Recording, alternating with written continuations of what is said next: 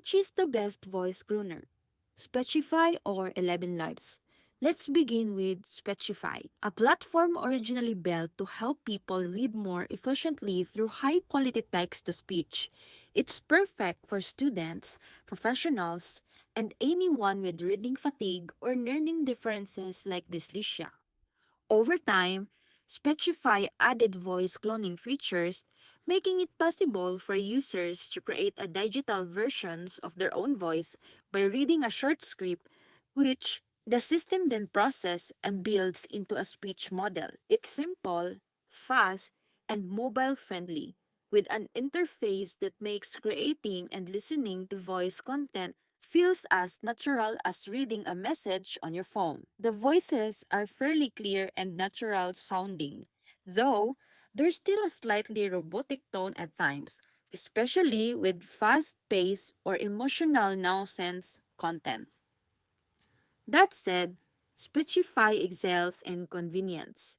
It's a great for people who want to listen to their emails, blog posts, or PDFs while multitasking. You can highlight, change speed, switch voices, and listen across devices seamlessly. The clone voice features, while basic, gives users a sense of personalization, especially for content like voice memos, social media narration, or podcast intros.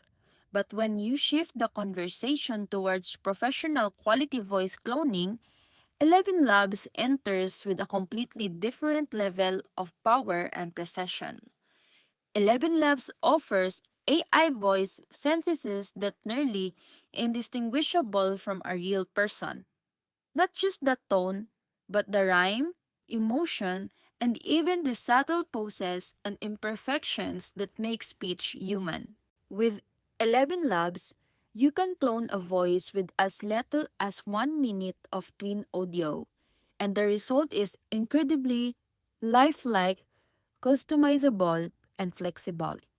You can control emotion, make it sound happy, sad, serious, whispery, or intense.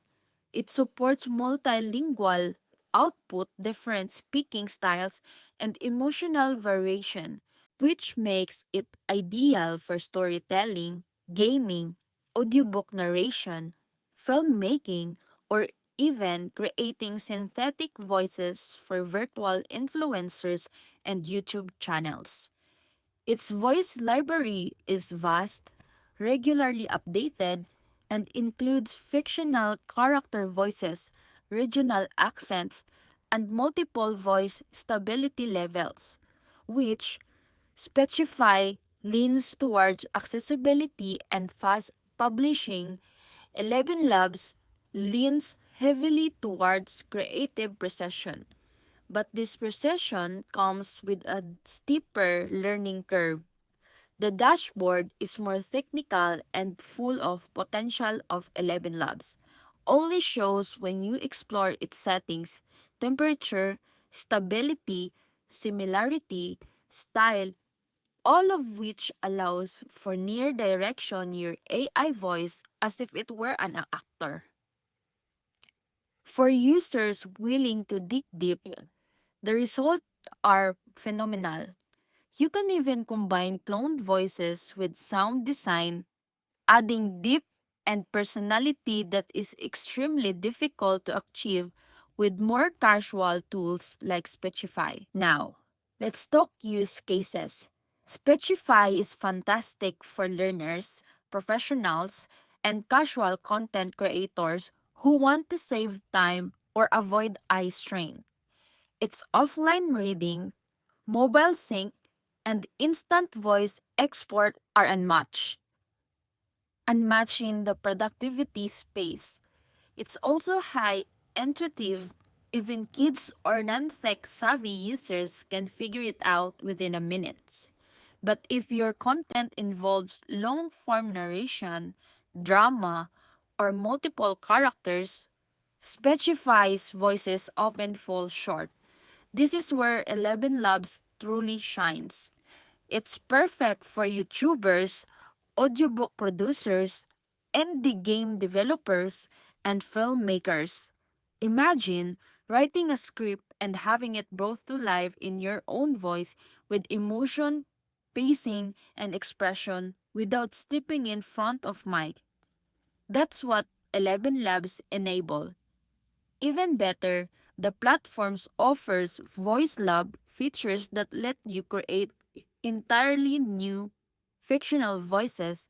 Need a wise wizard, a sarcastic teenager, or a gentle narrator with a French accent? Elevenlabs let you build that from scratch. And its voice design API means you can integrate this into apps, games, or automated services. On pricing, Speechify has more consumer-friendly model. It starts with a free plan and a premium version is about $139 per year. Reasonable if you plan to use it regularly for reading and light voice generation. But voice cloning is only available in the higher tier plans. Elevenlabs, meanwhile, uses a credit-based system with monthly tier. The more characters you generate, the more you pay. The creator tier gives you better access to voice cloning and commercial usage.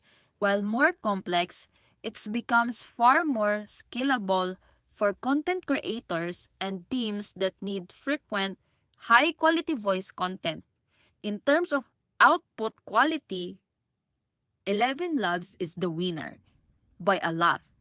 Even its free voices outperform many premium voices on other platforms, and the realism is startling. Speechify is catching up, but its voices are still more readable than performative. That's fine for business, presentation, or learning tools, but it doesn't suit immersive storytelling.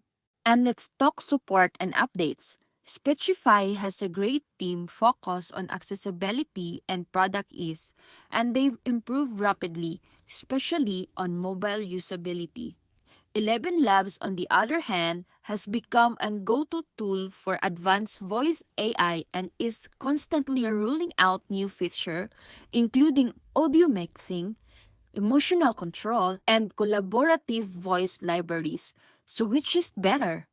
That depends entirely on what kind of users you are. If you are someone who wants to quickly turn documents or emails into audio and who values speed, clarity, and ease, Speechify is hands down the best. But if you are creating content that demands realism, drama, or character, and you want your voice to feel like they were done in a professional studio, then Elevenlabs is your best option. In fact, many professionals use both Speechify for internal tasks and drafting, Elevenlabs for publishing and production. My final verdict: Speechify wins for simplicity, everyday utility, and accessibility. Elevenlabs wins for realism, creativity, and professional voice cloning. If you are just starting out, go with Speechify. If you are ready to create life-like audio that can stand side by side with audio recordings, switch to Elevenlabs. Either way, you are tapping into the future of voice, and it's only getting better from there. And that's it.